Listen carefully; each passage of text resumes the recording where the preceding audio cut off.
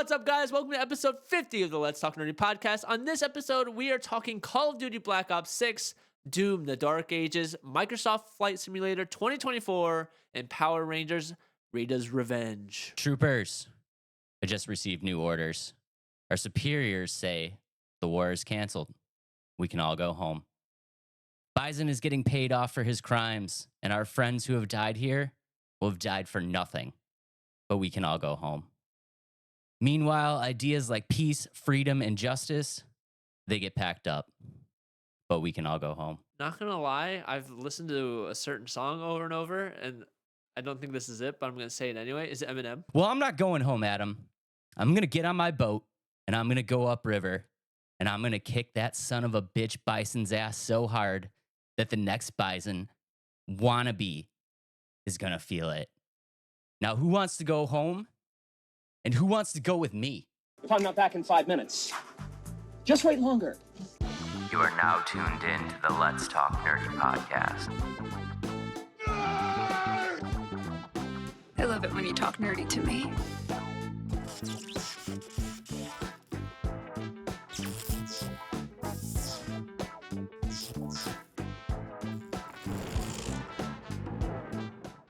Dave, I'm so lost. I just nailed it. What is it? That is Jean-Claude Van Damme's speech from Street Fighter, obviously. Okay, but that's not a song.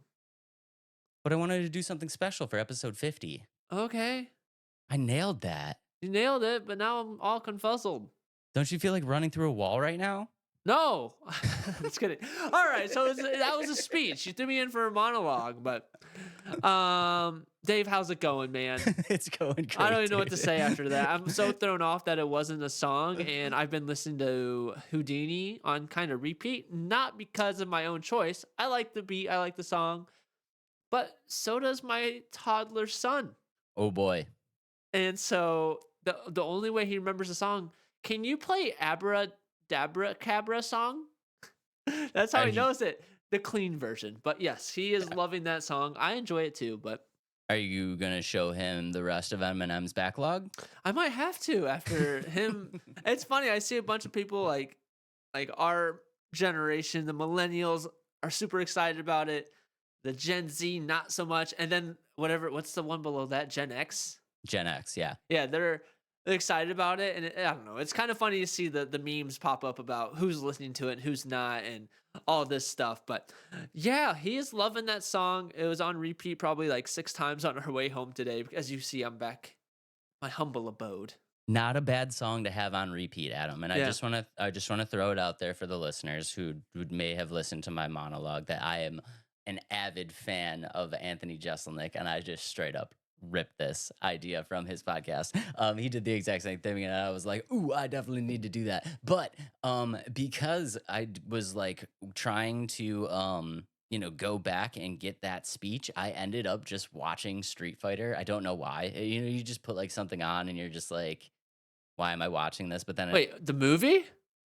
Ah, okay. Okay, and I just want to throw out there that Raul Julia, do you know who Raul Julia is? No idea. He played Gomez Adams in the Addams Family. Not ringing a bell. He was M. Bison in that movie, and I forgot that he delivered one of the most cold-blooded lines in all of movies. There's this part where Chung Lee meets M. Bison for the first time and is telling him this story about how he came to her village and had her father shot. And then he straight up just looks at her and goes, "The day that I came to your village was the most important day of your life. But for me, it was a Tuesday." That's crazy. Cold, Cold-blooded, stone cold. blooded. Jeez. Imagine that happening to you. Like, you see the, jeez. Imagine. Yeah, it was just another Tuesday. It was the worst day of your life, but it was nothing for me. I went and had breakfast on the street right after. Right? Rip Raul Julia, That's man. crazy. So, such a great actor. He And will be sorely missed. It's kind of funny it's they been a while, but bring that up, like that kind of situation. So I just watched The Town for the first time with Ben Affleck. ooh, I And actually love that movie. It's a great movie. Yeah. Such a great movie. But it's funny that you say that. It's like you rob this lady's bank and then you go date her. Like that's the Yeah, most messed up thing in the world. And then she ends up falling in love with you anyway after she finds out. It's yep, crazy. But absolutely crazy. it's a good movie. Been watching a lot of heist like movies, which is why I wanted to bring it up, Dave. And we can talk about a little bit more. Are you playing any games before we keep moving on? Not playing any games at the moment. Uh, Yeah, we had a whole bunch of stuff going on this week, so no games at the moment. yeah, I've been Yeah, playing tons of multiverses. Right now, they have a an event where you have to be the top of the leaderboard for a certain group of people. This like guy, like ranked. no, it's not ranked. It's just you. The more you play, the It's more you win, the more XP you get, and whoever gets the most XP wins. And I'm at the top of that. it's not ranked. It's just a leaderboard of who's in first place. Of Wink, wink. Yeah, but it's only 50 people. They put you in groups of 50, and I happen to be the top spot in my 50 that ends tomorrow. And so after this episode recording, I'm going to make sure I'm still good. But it's fun. I'm still enjoying myself a lot. I'm expanding my character picks, so I'm not only using Harley Quinn anymore. I'm using Stripe from the Okay, Gremlins. Yeah. that's He's very nice. I was hoping that you would unlock Stripe from Gremlins. Yeah, he's actually pretty cool. He's actually pretty easy to use. I think he's easier than Harley. Harley has better finishing moves, but I like Stripe because he's just like I feel like he's easier to use. But other than that, that's all I've been playing. It's been the Summer Games Fest, which we're going to discuss a lot of those games tonight. Not a lot, but 4 of those games basically. 4 of them. Yeah, And now, there's quite a bit to come yeah, out. So yeah, I will say Dave and I have been kind of talking to each other like, oh man, the well's starting to get dry. We're running out of like good games, bigger games to talk about that really stand out to us. Not saying there wasn't others released, but nothing that really stood out to us. yeah. And truthfully, there's a lot of good games coming out, but no like huge hitters for me. Like there's nothing I really like was shocked to see. Would you agree? Honestly, I don't know, dude. There's some huge hitters on here for me. I think it's your type of like your genre of games. I think so. I Yeah. think this type of this Summerfest drop really kind of appeals to a certain player, and that Yeah. player is me. Yeah. Thankfully, yeah. But that's okay. But going back to the heist, so I've been watching a lot of heist movies. I watched Wrath of Man, where the Jason Statham movie, where he's the armored car robber, and then his Yep. son gets killed, and he goes on a vengeance. Yeah, all that. So I've watched that. I've watched the Now You Can See Me or Now You See Me movies. Ever seen those? Where they're like magicians and they pull off heists. Yeah. With Woody Yeah. Harrelson. Woody Harrelson. Yeah. What's the one that played Lex Luthor? Oh, young Lex Luthor. Oh Yeah. God, he's in the Facebook movie too. Yep. Really Ah, strange actor, but does really well when he does. great actor. Yeah. Wow. Let us know in the comments what name we're blanking on there. I'll probably look it up after this.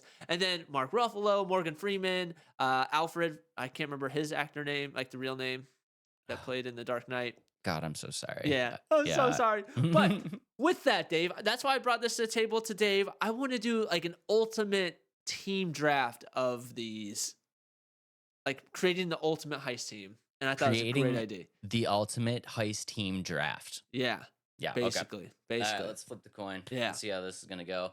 You're gonna be so mad, dude. Did I win? No, I won. Oh, I can't see it. I legitimately flipped it. I know I've been winning a lot of these ladies. I've not shaved down the coin. Okay, all right. But so this is the draft of creating the we are creating the best ultimate heist team ever. Draft. I really defended that I didn't shave down the coin like somebody that did shave down the coin. You and sure is- did. Yeah, I really did. Yeah. Do you want to flip again? No, go for it. Go Okay. for it. Yeah. I wouldn't cheat you like that, Dom. All right. So in Okay. this draft, we're kind of going to break it up different than we normally do. We're not just saying a random group of people. We're going to have the leader, we're going to have the gunman or the muscle, the overlook or the sniper, the hacker or the safe cracker, the person that helps get into the infiltrate the heist place where we're saying robbing a bank. Does that work? Yeah. Yeah, robbing a bank. We're robbing a bank with this group of people. And the final is the getaway driver. So Dave, take it away. Okay. With my very first pick. Well, there's 2 that I really love. All right, I'm gonna do it. My very first pick. I'm gonna take Ethan Hunt, Little Mission Impossible. Dang. Is that your first pick? It was not my first pick. So I kind of looked at Ethan Hunt as more of like a solo act. And that's why I didn't pick him. I think like It started out like a group thing, but now he's like a solo act, isn't he? In the later movies. yeah, but I feel like if you force him into a group, like he's gonna bring something to the table. Like Yeah. he's the king of He's like gonna be the disguise master and plan. infiltration. You know what I mean? Like he's getting in Yeah. where we got to get in. Okay. I'm just Okay. gonna force him to work well with team. Okay. I like it. I like it. Okay. All right. So my first pick, I actually had one that I took off my list because I was kind of he's like the most smart dude in like all of fiction almost. Not all of fiction, but he's insanely smart. I was gonna pick Rick from Rick and Morty. Mm-hmm. And then I thought about it, I was like, team wise, not gonna go well. So I changed my pick. And so my first pick or my leader is John Hannibal Smith from the A team. That's a good pick. Yeah. He loves it when a plan comes together. You're going old school too. I love that. Yeah. I love that for you. I like it when it was Liam Neeson. I'm slowly turning Adam into more of a retro head. A little bit. A little A bit. little bit. A little bit. Okay. All right. All right, who's your gunman? Next up on my list, we're going to go with gunman, and there's only one gunman for me, and that, of course, is Mr. Keanu Reeves, Mr. John Wick. See, I had him on my list, but I knew if I picked him, you'd be sad. And two, I knew you'd pick him if I had the first pick. So saw that coming. But I got to take John Wick. That's okay. So my gunman or my second pick is the Equalizer, Robert McCall. Whew. Okay. He is brutal. I watched all of those movies and holy cow, he does not care about nobody.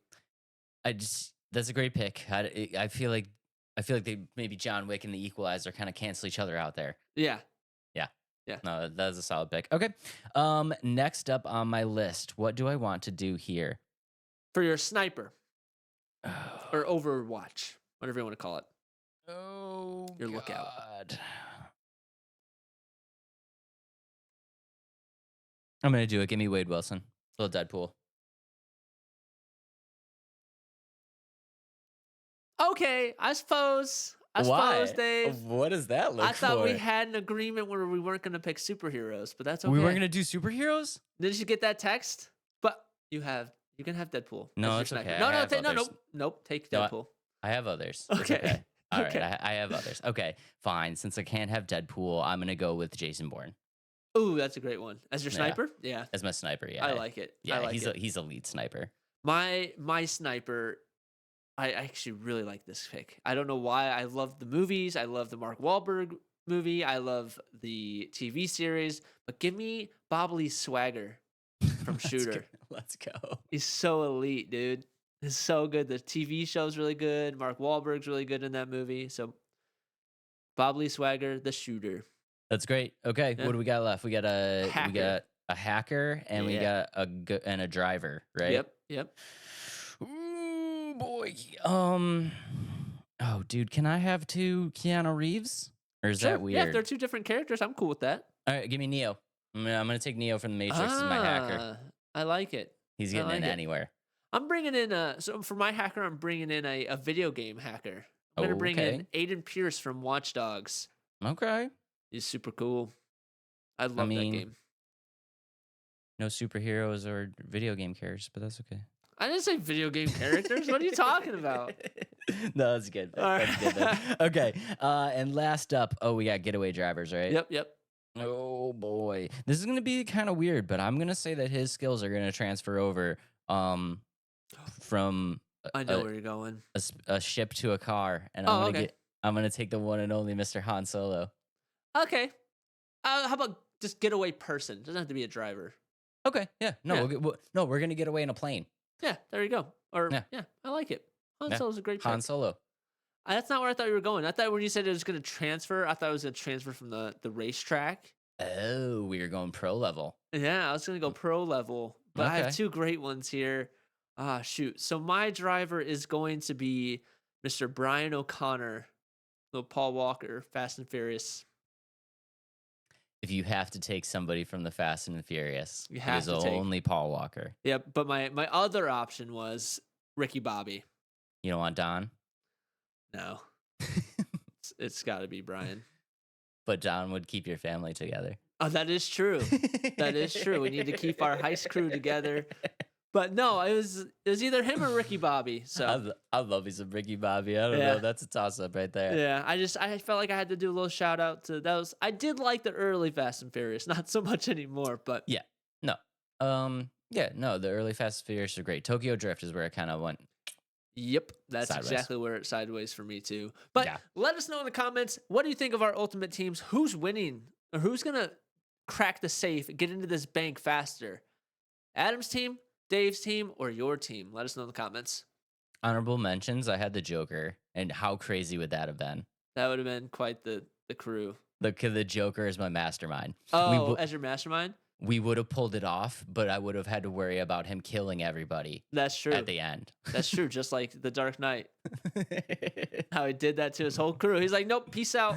Peace out, bam. Everybody is needed, bam. And I was actually thinking if I were to do like the Daniel Rhodes from Now You See Me, that would be kind of cool. Oh, you've never really seen that movie, but essentially, like the detective was the mastermind, like the main magician in the end of the movie. I just spoiled it for you, so hopefully you're not gonna watch it. Oh, I've seen the movies. Oh, you have? Okay. Yeah.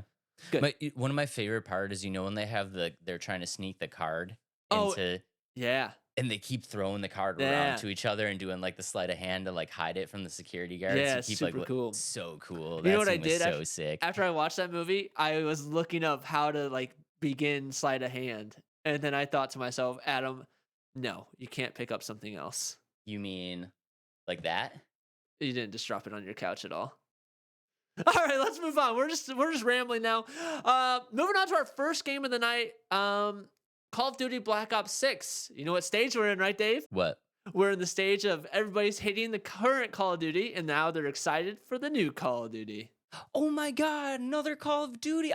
We've been waiting so long since the last Call of Duty 3 months ago. Yay! What are you telling me, Dave? No excitement is better than fake excitement.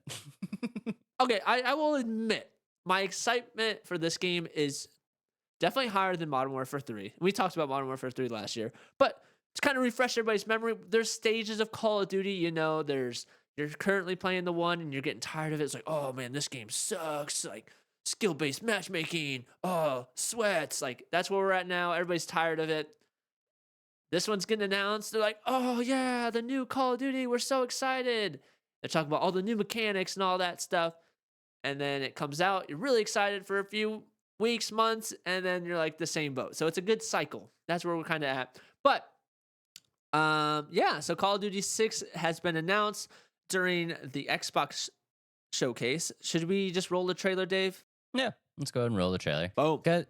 Just real quick, guys. I just wanted to let you guys know that I also am coming out with a video game, and it's gonna be called Duty Calls, and it's gonna be exactly like Call of Duty. And I just want you to rebuy the game from me every 3 months for $70.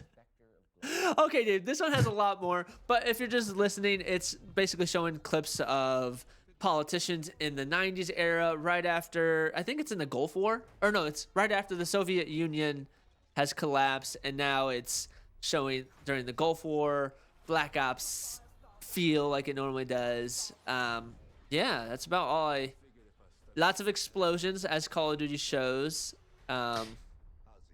And I will say, guys, if you're just listening, this is definitely way more of a story kind of feel than any Call of Duty that I've ever seen. So I'm excited for that to come in. And like the trailer, I think they did a good job on the trailer. Like the graphics look good. The game, like the game itself looks good. I like that they used Prodigy Firestarter as like the background track, which for me is just like super cool. But I don't know, dude. Like I don't know. Like I just don't know how many more of these fucking games can come out before people are done. Like when are like guys, when are you done? No, when are you gonna be done? they're not going to be done because people buy them every year, including myself. And I will admit, like I used to be a big Call of Duty fanboy, and I didn't care what game it was and what it was all about. I was gonna buy Call of Duty regardless. Yeah. And for me, out of like Call of Duty wise, Black Ops is kind of what sparks my interest every time. When it's a new Black Ops, I'm excited. And I think partially is because, like you said, the story trailer and the cinematics of it are so much better than the other Call of Duties, in my opinion. Yeah, I mean, Activision knows what they're doing. Why I'm excited about this one. So, story wise, it's a continuation of what the events of Black Ops 6, and it's supposed to take place in the 90s as a spy action thriller. And basically, what this story is going to turn into, we'll go into the gameplay and stuff, but story wise, campaign wise, um, you find out there's a hidden, like, shadow um, force that's infiltrated the government of the United States. Sounds a lot like Hydra from Marvel, but whatever. And essentially, you come to find out that if you don't agree with this shadow group in the government, you're recognized as a traitor. And so the story is like you're a character that goes rogue, and you have to find your own way without the resources to figure out the conspiracy and uncover it and all this stuff. Um, yeah, and I think it's Black Ops. It's one of those things you think one thing's true and the other thing it's fake, and then it turns out it's the other way around. So Black Ops wise, it's really cool, and they have you kind of spinning on what you think's happening, and in the end, it's not what happened at all. Um, and you'll have a lot of returning characters. So Frank Woods, who is now with the CIA, I'm guessing he's going to be like your main contact and all that stuff.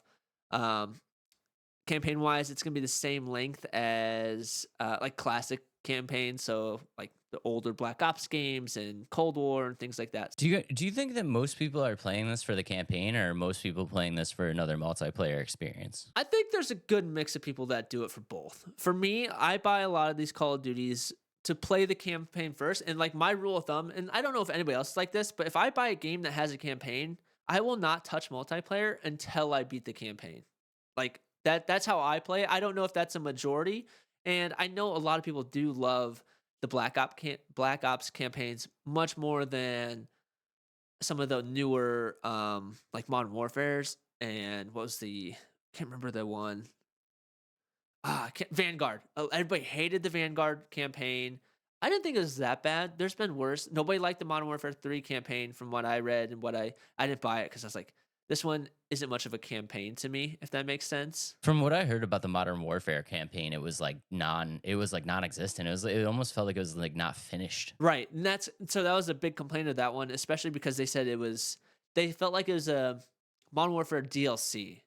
And part of that is they were only given 18 months, whereas Black Ops 6, they've been in development for 4 years. So they should be able to deliver more of a like campaign, like a good solid campaign versus 18 months of just doing DLC Modern Warfare 2, if that makes sense. Yeah, I would say that having the extra time is definitely going to help them out because, like you said, 3 did not get warm welcome, and for good reason. I watched a couple people play it, and I was just like, this is tremendously boring. Even as like a person who does not love Call of Duty anymore, it was just tremendously boring, and I was like really kind of shocked that they put that out as a full release. I think that's part of the biggest thing with that Call of Duty specifically, and you were right. It's Activision is the publisher, the developer is Treyarch. Yes, okay. That's where Yeah. we're kind of going with that. That was Because my bad. don't they still flip flop? Yeah, and then I can't remember who does the other one. It's Treyarch, Infinity Ward does Yeah, the Modern Infinity Warfare. War. Yeah, Yep. it's like they flip flop every Yep. other. Yep. Yeah, Whereas like Treyarch's more of the Black Ops, and then Infinity Ward is like the Modern Warfares and things like that. But yeah, I just think this campaign's going to be so much more enjoyable. The words enjoyable to play, and that's why I'm excited about this one specifically over called Modern Warfare 3. And with the story, it's gonna take some things from Modern Warfare 3 in terms like you can approach different missions in different ways. Like it's still very like story driven, whereas like Modern Warfare 3 really wasn't. It basically just plopped you on a map and said, okay, do these tasks any way you want. Whereas this one, it's still gonna be a campaign story, and I think that's pretty cool. that's always what I've missed. I've said it a billion times. Like I played Call of Duty. I played the original Call of Duties when multiplayer was secondary. Like when they put out actual games and multiplayer kind of was like the second option, and it's just like I just feel like Call of Duty's gotten to this spot where they just don't care about anything but multiplayer, and rightfully so from them as developers because it's what 99.9% of the people that play the game actually care about. But like, I don't know. I'm more excited for this one than anyone in recent times because it does really seem to focus on story, which is the aspect of the game that I like. The developers are even said, or Treyarch even said, like, we want like everything we add to this game, we want it to be lore about Black Ops. Like, and so they said they're not releasing all the crazy skins. They are, but it's not going to be like right away. They want things to matter to the lore. They're going to really drive the lore of this game and the story of the Black Ops, Frank Woods, Adler into the game rather than just say, okay, here's a campaign. Now let's slap a Nicki Minaj skin in here. They're not going to do that for this one. It's right away, they said obviously that will come just because like all games are starting to do that stuff. Like, let's add this crazy pack, which it's bound to happen, especially because this game's going to integrate it with Warzone, and they're going to do that. Then these things are going to happen. But other than that, I think the story is going to be fun. I really enjoy Black Ops stories. I actually really enjoy Black Ops in general over some of the older ones or the newer ones, to be honest. Actually, I think it's hard to say because I really enjoy like old school Modern Warfare and like I don't know, it's kind of a toss up for me. Like I like it's 50-50, I guess. I don't know how to explain it. I really enjoy Black Ops and I really enjoy good Modern Warfare. But in terms of that, multiplayer wise, I don't think they're gonna really groundbreak anything in terms of like new thing. Actually, I take that back. They're changing everything in terms of movement. I don't know if you saw any of that. So they're calling it Omni movement, which I don't know how I feel about it yet. It's got me really interested, and it makes sense on what they're doing. But at the same time, I feel like it's going to activate Sweat God, Movement God times 50. You think? Oh my goodness, yes. So it's called Omni movement, and with this Omni movement, you can sprint in all directions, so forward, back. So you can sprint like you've been able to strafe and like walk backwards, but now it's a sprint. You can sprint in all You can directions. full sprint like Yeah. straight. Yeah, and you can dive in all directions, forward, back, sideways. Um and it's they say it's supposed to add realistic movement, but I don't know who runs around strafe sprinting. Like I guess like seeing an action movie, they're trying to run and shoot at the same time. I guess that's realistic, but to me it just looks really strange. I challenge you to strafe full speed to the left as far as you can go and see what happens. That's not gonna work, guys. That's not gonna work. Shoot at the same time. I don't know. I think it's cool that they're trying something new, and I don't want to bash it because I think it's a good idea, a good concept in terms of what can we do different than these old Call of Duty games? Like what can we do to break us from the norm or the monotony of the same feel of every single Call of Duty? The what you feel every time you watch somebody play it, because you're like, what's the difference? Like what am I looking at? What's new? And I think they're trying to do that with this Omni movement, and I think it's cool. You'll be able to combine some of the movements. So you'll be able to slide and like dive and shoot. It sounds cool. It sounds more action movie like, and what really may set the stage for future FPS games, if that makes sense. Two things here that if you guys were just listening and didn't get a chance to see the trailer, there was some cool things in the trailer that they used actual clips of like ex presidents. So there was the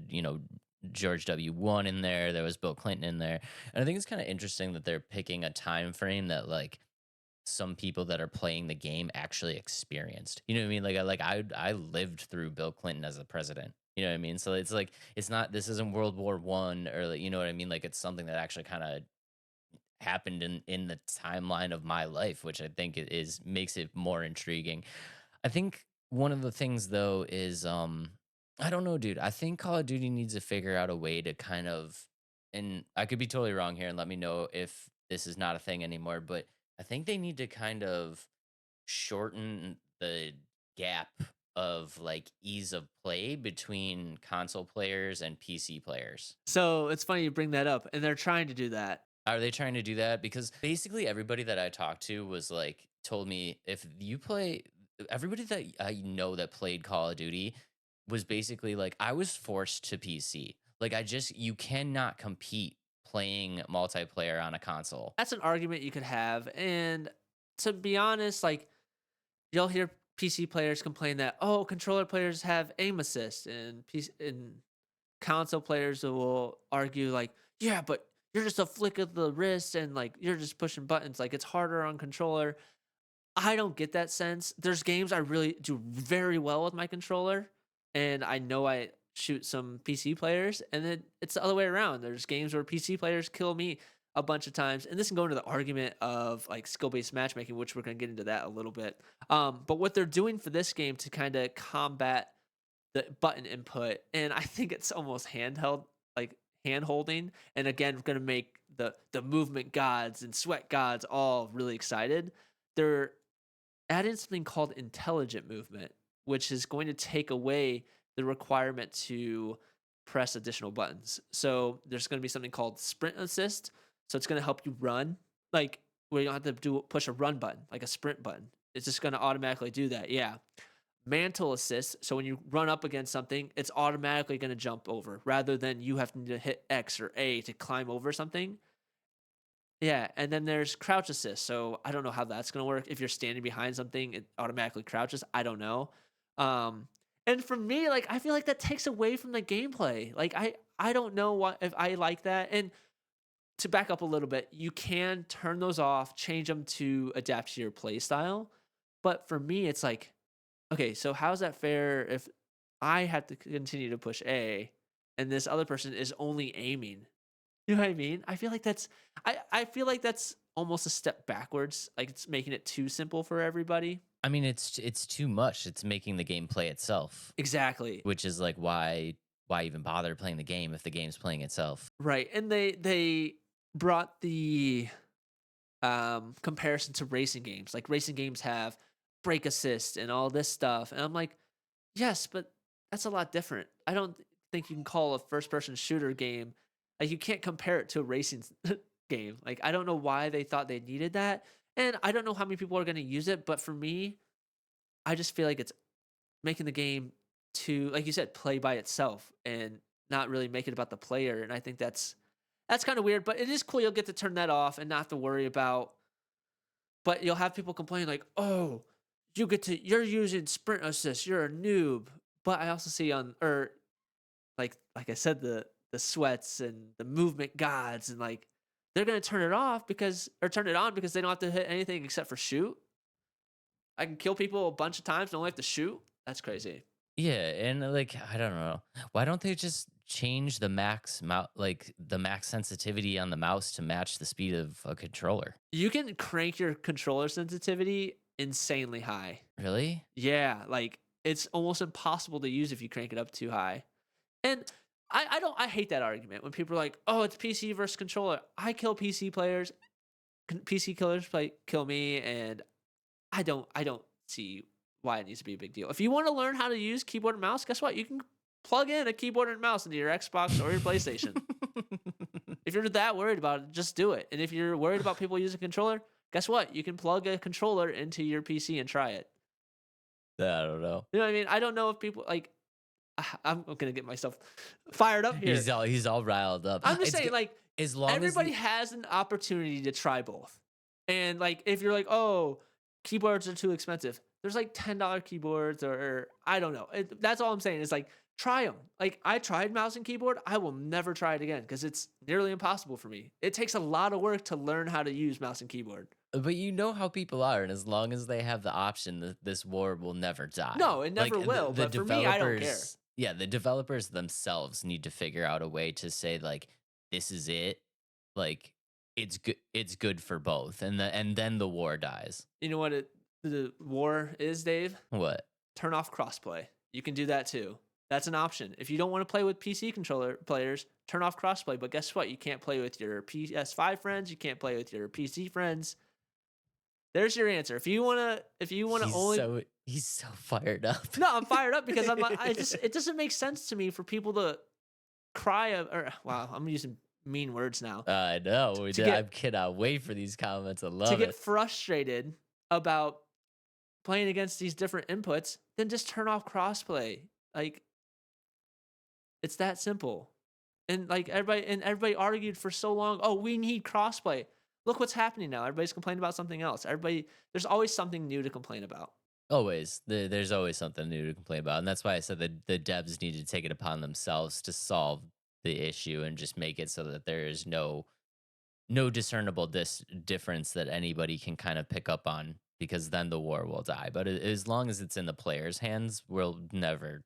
It'll be a revolving door. They'll never figure it out. So And all I'm saying is like you solve one issue, 10 more arise. You know what I mean? Yeah, that's what happens. A couple other things before we start making more people mad. Like I said, we already talked about all the intelligent movement. You can change that to fit your play style. I also really like the player or like the way your player moves is going to interact with the world around you. So if you're like walking slow around the corners, like your gun's going to tilt. Or if you're running and you go to dive, it's going to actually dive into the water. And hit boxes have been changed like dramatically. So I think they said they only had 4 hit boxes in terms of like how you would die. Now there's like 12. And so when you get shot, so if you get shot in the stomach, you're gonna react from the stomach, not you're not just gonna drop like old animations. So the way animations work, it's gonna be more physic based on where you get shot. And I think that's really cool. And I don't know why that hasn't been a thing in recent games in a long time, or like in Call of Duty specifically. I don't know why that wouldn't have been a thing. well, that's a lot of work. It's That's tough to do that when you got to spit out a game every 18 months. That's very true. One thing that they're bringing back to multiplayer in general is classic prestige, and so you'll get the rank up prestige That's cool. 10 prestiges, and then once you reach max prestige, you have what's called mastery, and which you can get up to after 10 prestiges, you go up to 1,000. Yeah. Um, Warzone wise, they haven't talked about it much. I'm guessing they're going to on their big reveal on August 28th. Modern Warfare 2, Modern Warfare 3, and Black Ops content will all be integrated into Warzone. And my biggest question with that, I'm wondering if the movement's going to change dramatically too in Warzone.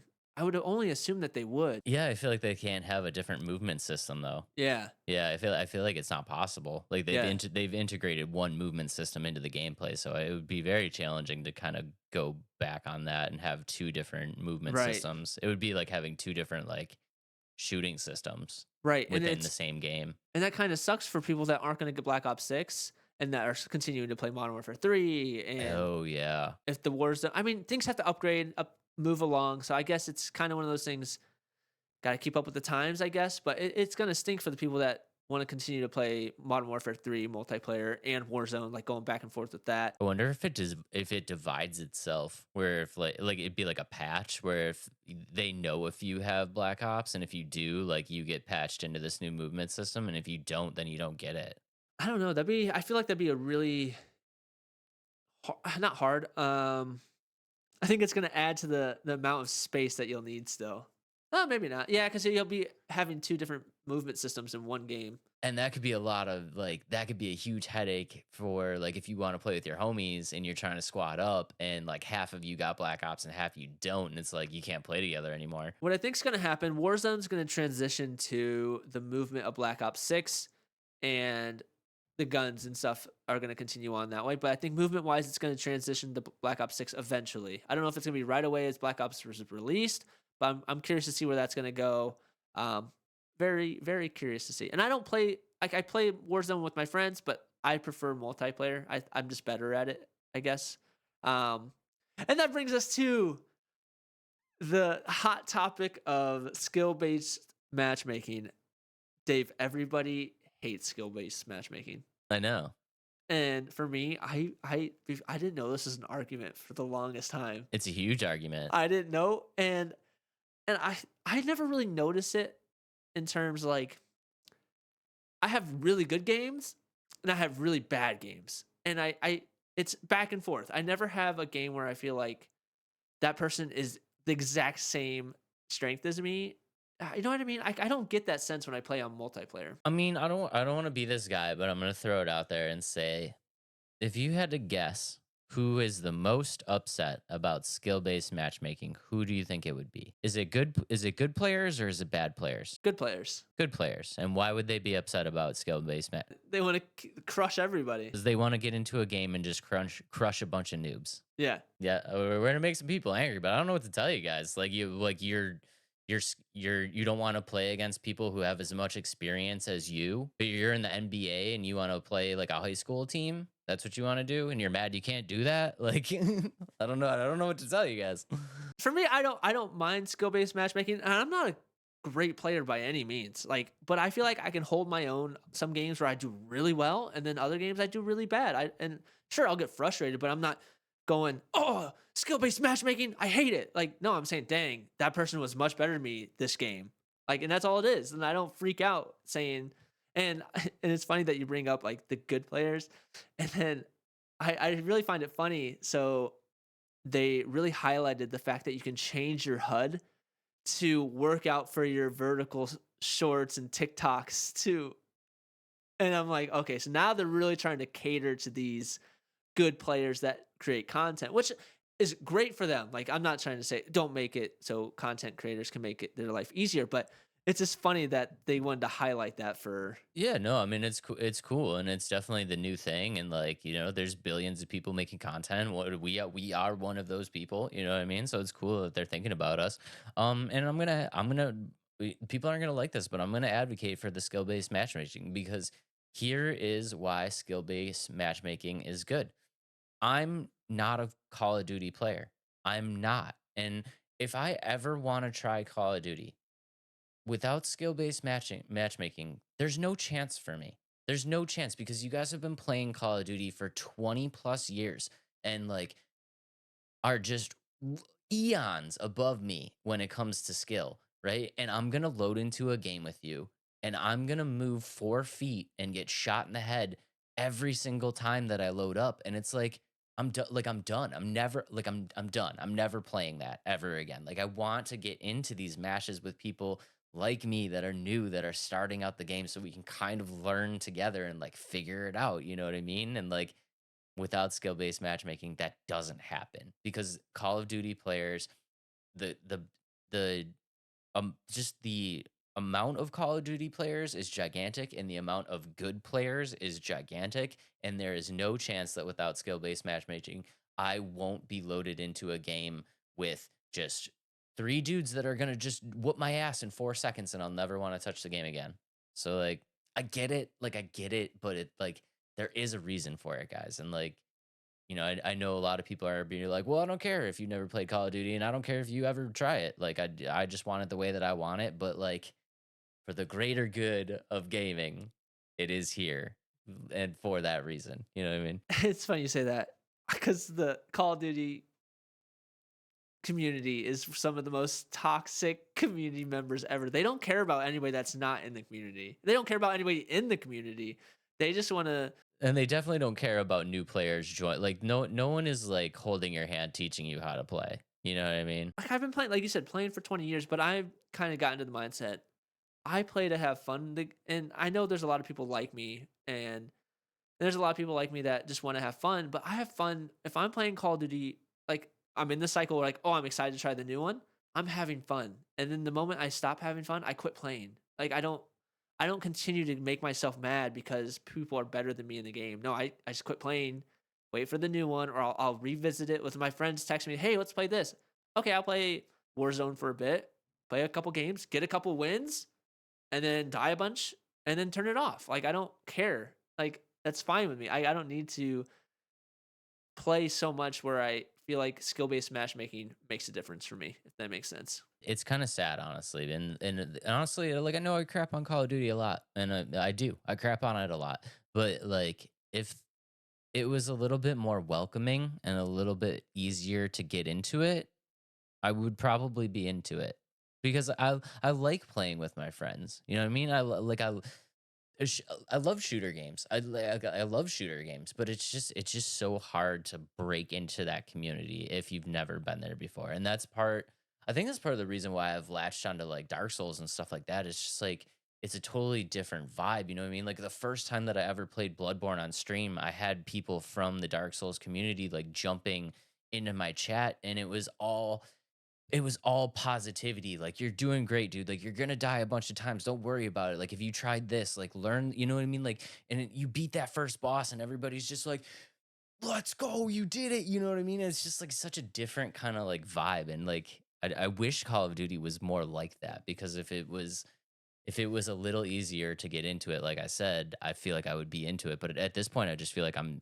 so far removed from it, and trying to break into that mold is just like impossible at this point. So I'm just done. I'm done with Call of Duty. You're not the only one that is. For me, like I said, I'll play it because I'm a sucker and I have formerly been a Call of Duty fanboy, and I think I always will be. But I don't play it to the point where this fly is gonna drive me insane. Couldn't even see it. Oh, it flew. It's flying in front of me like 50,000 times. But anyway, I'm gonna play it because like I said, I'm that fanboy. But I'm to the point where I play it because I want to try it and play the campaign because I love the Call of Duty campaigns. I know they're not the most like cinematic or the most groundbreaking story games, but in terms of like me just shooting a bunch of people and going through missions and try to uncover story, I like Call of Duty stories or mission or campaigns. Um, Multiplayer is just a bonus for me. I know I'm the 1% that you said 99% of Call of Duty players just wants online and that's it. But for me, I love the campaign. I've played almost every single one and I enjoy every single one. Regardless of what happens, honestly, the campaign side of it does look pretty cool. So inevitably, when this goes on sale in a few months, when it's kind of run its course, I'll probably grab it and just play the campaign and not worry about the multiplayer at all. So yeah, that aspect of it looks really cool, and I am very interested to see how the community responds to these changes in multiplayer. October 26th, 2024. So coming up, the showcase or the final reveal of like multiplayer, and I'm guessing Warzone stuff is August 28th. So keep an eye out for that. And let us know in the comments below. Are you excited about the game? Are you are you excited about the game? And do you care about skill-based matchmaking? Let us know.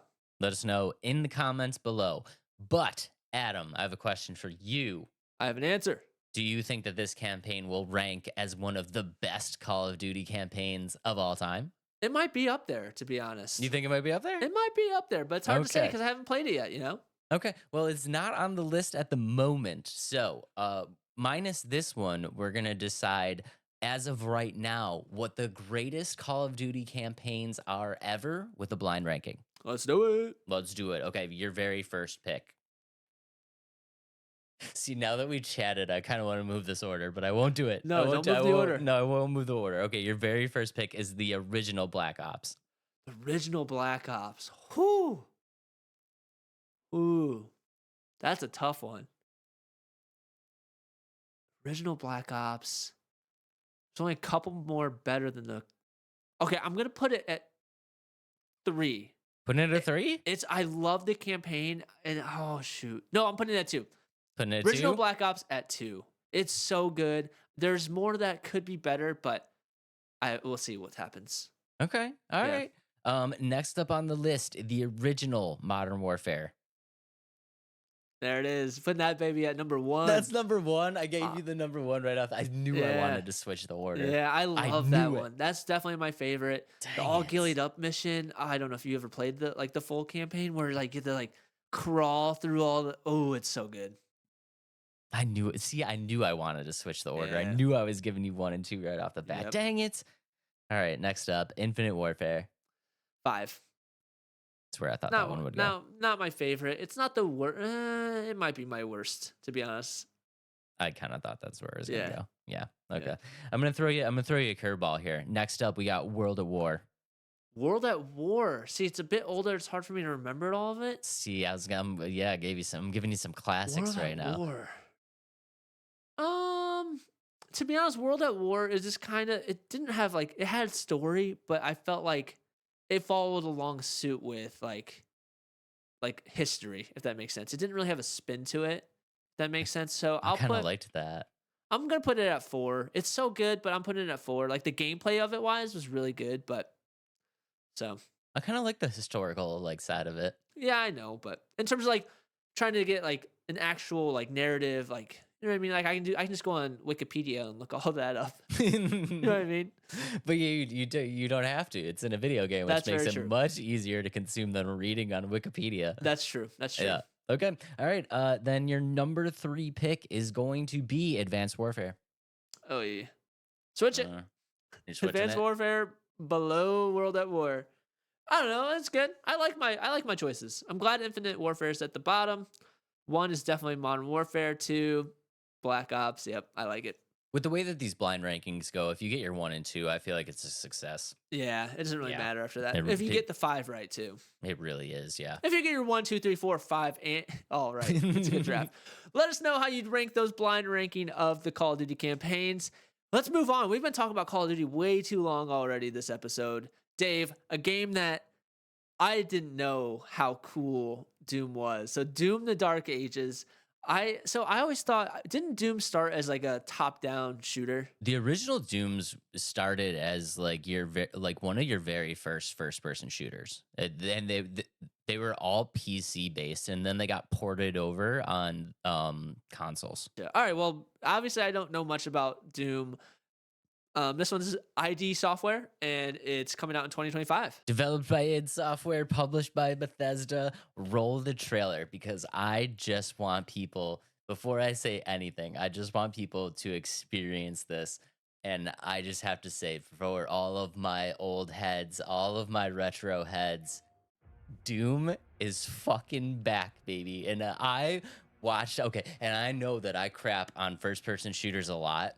This is my first person shooter. And right now, what you guys are looking at, if you're just listening, we've gone back to a very medieval setting. And the story for this game is the same story that it always is, and that is fine, because Doom is always the same thing. The army of hell is trying to take over, and you are the Doom Slayer trying to put them all back in their place. And if you are just listening, we're getting this like close up of the Doom Slayer right now, and he's just like he's mounting up for war, and he's grabbing his gun, and he gets shot down into the space, and then the whole trailer just goes absolutely crazy right now. I don't know who did the soundtrack for this. I don't know if they've got Slipknot to do the soundtrack.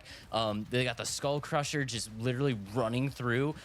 He's got the chainsaw shield that he just threw in the air, running through, like absolute madness. And I'm so excited for this. Are you excited for this? I am like super excited for this one too. Like I said, I've never really looked into Doom, and I'm kind of sad that I didn't. This is one of my favorite parts too, when he does that jump smash, and all the enemies explode, and then he's running in with the ball and chain and hits that guy and then kicks that guy right in the chest. This is my favorite part, when he went in a mech and he's like going against these massive bosses. That was insane. I thought it was super cool. And the end of the trailer, guys, if you guys are just listening, we got to see him fly on a dragon, and he's now controlling the dragon, and the dragon is breathing fire into this fucking this like gigantic like oh my god. I'm ready to run through a wall for Doom: The Dark Ages. I'm so excited for this game. Yeah, I'm actually kind of disappointed in myself that I didn't ever actually look into Doom. Like I always thought it was like a retro, like top down. Like I didn't realize this first person. Like nobody ever told me, "Hey Adam, have you ever played Doom?" I was like, and nobody gave me an explanation of what it was. They're like, "Have you played?" And I was like, "Nah, I've never played. Nah, I've never looked it up."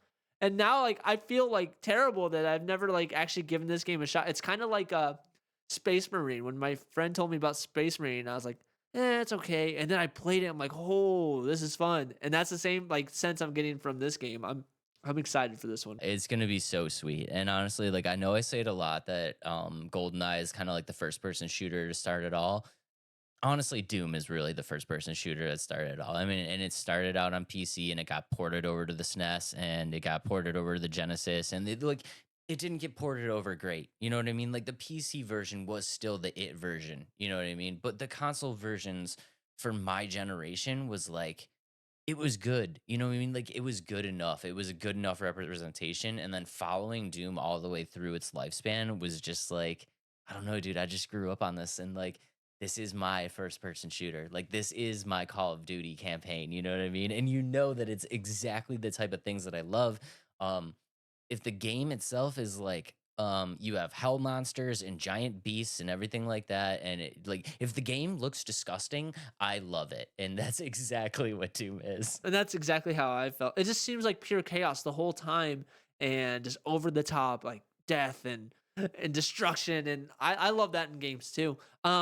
Now you said so it's a prequel to Doom 2016 and Doom Eternal, correct? Yes. Okay. So basically, there's not a ton on this story right now, and I did as much of a deep dive as I can. And honestly, after Adam's presentation of Black Ops, I feel like this one's going to be very lacking. But this is all the information that we have on it right now.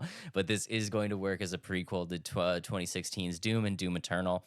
And basically, what's happening is, like we said, it's giving a little bit of a medieval vibe. So you're going to go back in time before 2016 Doom and kind of learn the origin story of the Doom Slayer himself. And like I said, Doom doesn't really have an intricate story ever. I mean, their storyline, obviously, it's not anything like really crazy, but there is substance there. And I think a lot of fans that are fans of the series and longtime fans of the series are going to love this idea of going back and kind of, learning where the Doomslayer came from and like learning a little bit about him and his origin story and stuff like that. Because in 2016 Dooms and Doom Eternal, you just wear the Doomslayer and you're dropped in and kind of took on a life from there. But like seeing the origin story is something that me as like an old retro head is like I'm really excited for that. Gonna ask. So in the former games, they just kind of plop you in, and say you're the Doomslayer, go kill a bunch of stuff. Basically, yeah. What elements do you want to see from like or Easter eggs from the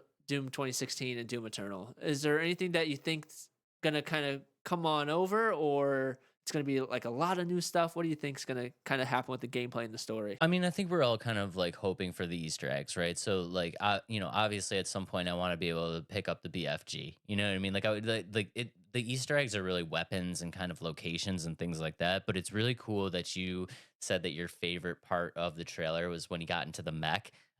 Because that really is. It's not so much like an Easter egg, but it's something that fans have really, really wanted, and you do have the ability to use the Outland mechs, which people from 2016 Doom and Doom Eternal, they really wanted the ability to do that. And that, like, along with the origin story, with how it all looks, with how the gameplay works, adding that aspect of the game to also be able to jump into the mechs and fight these gigantic beasts is just like the cherry on like the cherry on the whipped cream. You know what I mean? It's like they kind of nailed everything that I wanted in this game just from the trailer. And the scene at the end where you're riding the dragon, that's insane. Like that's something that like yeah, I've never even really seen in Doom before. And being able to like to control that dragon that's breathing fire on top of jumping in the mechs, on top of bringing back the old school weapons like the chainsaw, shield, and like hopefully the BFG is going to be in there, and just be having the old school melee with the kick and like throwing the chain ball. Like I've honestly seen everything in the trailer that I wanted to see, which is very surprising to me, and it does not happen a lot. You can probably tell me a little bit more about so how is like the map structure like structure compare like is it all like linear? Like I don't know how because so that the way this trailer looked, it looked like you'll be able to like kind of almost explore a little bit more in terms of like where you are, especially with like the dragon. Unless you think that's gonna be like one of those scenes where like you're flying and like doing stuff on the dragon that way. If I had to guess, I believe that's gonna be like a scene, like a mission based thing where you're supposed you like. I don't think you hop on and it's like a thing. I don't think you're gonna be able to fly the dragon all the time. I don't think you're gonna be able to hop in the mech all the time, anytime you want. Like there's specific instances where you're gonna have to do that stuff.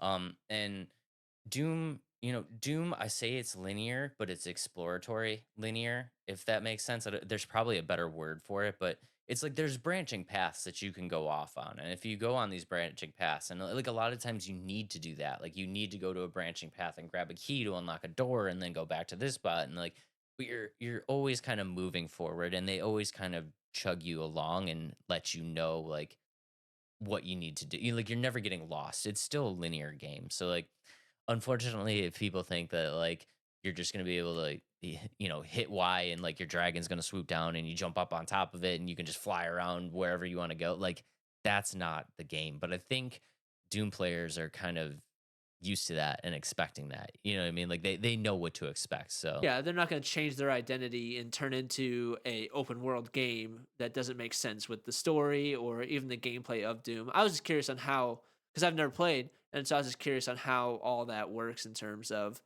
how is the dragon going to work, the mech's going to work. But that boss battle in the mech, that's insane. That's so cool looking. so sick, and aren't the weapons so sick? The skull crusher, where you're literally, guys. I'm telling you, if you guys are just listening, please do yourself a favor, and when you have a chance, head over to YouTube and watch that trailer, because that trailer, especially if you're an old retro head like me, that trailer made me want to run through a wall. I was so excited. Like, and you look at the comments, man, and like I was looking for negative comments and I didn't really find any like, and that video, that when IGN dropped that video had like 1.2 million views in, no joke, like 18 hours.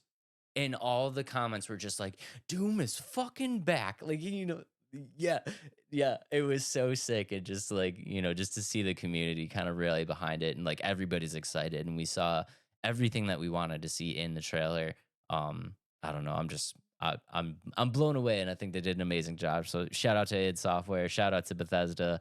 I'm super excited for Doom. One negative here, and I did mention the soundtrack. The soundtrack in the trailer does sound amazing. As of this time, I do believe that Mick Gordon, who had a falling out with Bethesda from Doom Eternal, he's pretty popular. So if you don't know who he is, he's pretty popular for doing the soundtrack of Doom. The soundtrack for Doom is like regarded as one of the best video game soundtracks of all time. Mick Gordon will not be back on this project as of this time. So I know people were asking that. That's one of the first things because I was sharing this around with the homies, and they were like, "Is Mick doing the sound again?" And I was like, "Nah, it's not happening." But it still sounded really good. I think the soundtrack still sounded really good. Yeah, I feel actually almost left out where I never got to experience Doom, and I'm like, I was hyped to see it, but I feel like I don't have as the true hype of like former players or Doom players in general have, and so I gotta get into the experience as soon as I can by playing Doom and Doom Eternal. So I think you're gonna love this one, and it was funny that you mentioned that, because me and Adam talked to, we talk about these games and stuff and like what we're gonna do for the show, and I sent him one, and I'm like, yo, I think you're gonna love this one, or like I was like, I think I finally picked a game you're gonna love, and he's like, you pick games that I love all the time, and I was like, no, this one's gonna hit different, and like I'm glad that you're excited for it too. But yeah, it's right though, because when I was like, ah man, Doom, like I've heard people talk about it. They're always so excited about it, but I honestly I've never, and I'm gonna get so much crap for this. I've never actually like looked up Doom. I've never just pulled it up, never watched it. And then I watched this trailer. I was like, are all of them like this? And then so I went and watched Doom 2016 and Eternal, or not Eternal. Yeah. And I was like, what? Nobody ever explained this to me? I'm missing out. And so I'm definitely going to play them. My friend have them in their library. So I'm going to play his Doom games as soon as I possibly can because they look awesome. so not too much on this game, guys. So we got all the information that we got here. It looks amazing. Check out the trailer if you are just listening. I implore you to check out the trailer. It is super sweet. We are getting this game sometime in 2025, and I cannot wait. It's gonna be fantastic. Whew, GTA 6, better watch out. I mean, GTA 6 is gonna win Game of the Year, but like this one is gonna be up there. It's going to have its own awards, like the Soundtrack of the Year award or something like that. Yeah. Maybe like a subcategory of like FPS of the year or something like that. You know what I mean? Guys, there's gonna be more games in 2025 than GTA 6. Okay, Dave, so you're super excited about the soundtrack. You know what that means, right? Time to do a draft of the greatest game soundtracks of Yep. all time. Flip that coin. Oh, I think I'm just gonna give you the number one. No, don't do it. I dare you won. You actually Yeah, won this time. Let's go. Let's All right, go. introduce it. All right, ladies and gentlemen, this is a draft of the best video game soundtracks of all time. Full disclosure, I didn't know how well this was going to go, and I just kind of Don't picked. tell them. Okay, never mind. All right, my number one pick of best soundtracks in all video games is Mario. Like, it's so iconic. Like his music behind him playing. Adam, that's a great pick. I know, but That's a great pick. it's a cop out. Why is that a cop out? Okay, yeah, it's the best pick. Number one. I'm gonna cop out too because my very first pick is Zelda: Ocarina of Time, Okay. one of the greatest soundtracks of all time. All right, fine. I Maybe can I knew a little bit more. I have a freaking ocarina to play all of the songs. That's how good they are. Oh, okay. That's a good pick. Thank you. All right, my second pick is Sonic. That's also a good pick. I just feel like they're the simple picks. Yeah, no, they're good.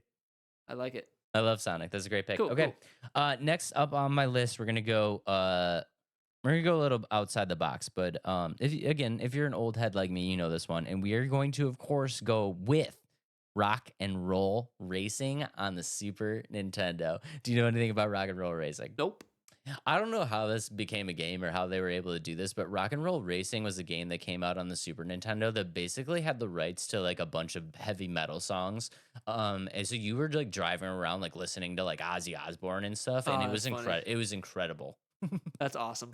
Yeah, But I never heard of was, that one. It was like Ozzy in like the 16-bit, you know what I mean? But Gotcha. like you could still, it's like you could still tell it was Iron Man. You know what That's I mean? awesome. Yeah, That's that's awesome. great soundtrack.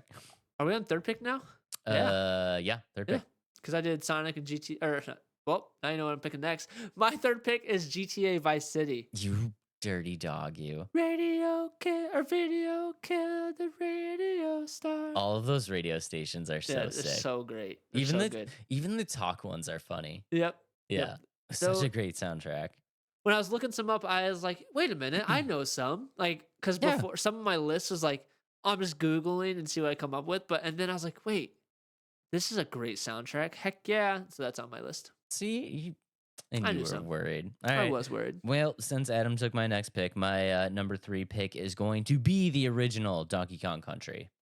Oh, okay. I love Donkey Kong music. That's a great pick. Yeah, That's a so great pick. good. They're so happy. Like, just Yeah, like it's just Mario, Sonic, and like they're all just happy. Good vibes. Yeah. Yeah, good vibes. Yeah. Okay. My fourth pick is Minecraft. Kind of going with that chill, happy vibe. I kind of saw that coming.